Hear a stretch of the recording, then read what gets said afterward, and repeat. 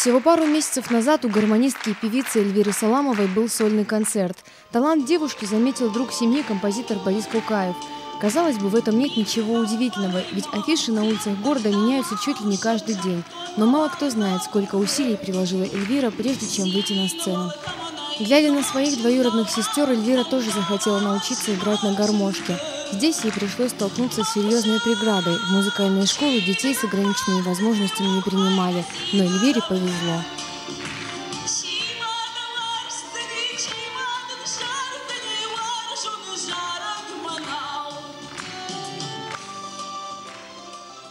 Моя учеба вообще-то началась с Дворца пионеров. Там меня там была учительница, которую звали Лариса Ахсарбековна Мазлоева.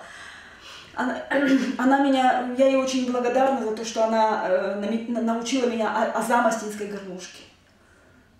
Это было начало. А уже потом, после этого, после школы я поступила в Республиканский колледж культуры.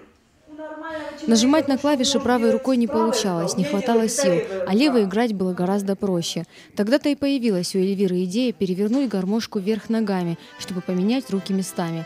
Это оказалось настолько удобно, что девушка до сих пор играет на перевернутой гармошке. Я с детства любила ходить куда-то, по родственникам, по свадьбам, по ководам. И вот слышал там вечно астинскую музыку. Мне это очень нравилось и хотелось тоже научиться играть на астинской гармошке.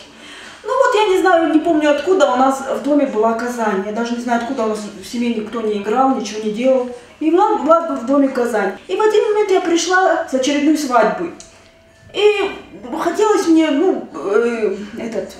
тоже хотелось очень играть, и я не знала, как подойти к этому инструменту. И в один момент мне пришла такая мысль в голову. Я перетащила этот инструмент каким-то образом. Я была маленькая тогда. Этот инструмент для меня оказался тогда очень гигантским, наверное, для 5-летнего ребенка. И перетащила его на диван и положила его в виде пианино на диван и стала извлекать из него какие-то звуки. Жизнь у Эльвиры насыщенная, ей некогда грустить. Новые мелодии она находит в интернете и сразу разучивает их на гармошке. Чтобы укрепить мышцы ног, Эльвира занимается на беговой дорожке, учится подтягиваться на турнике.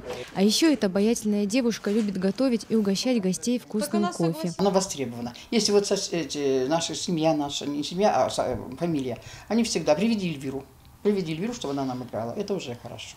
Но Эльвира не только талантливый исполнитель музыки, она еще и автор песен на астинском языке. Она пишет о семье, о родной фамилии, о любви. Вместе с Эльвирой мы побывали в студии звукозаписи.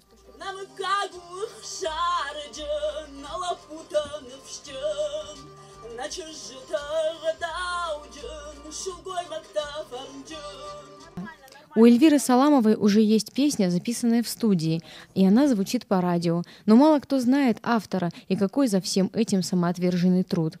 Сейчас Эльвира записывает свой альбом. В него должно войти 15 песен. К концу года, возможно, мы сможем услышать его полностью. Залина Губурова, Евгений Маркин, Осетия ТВ.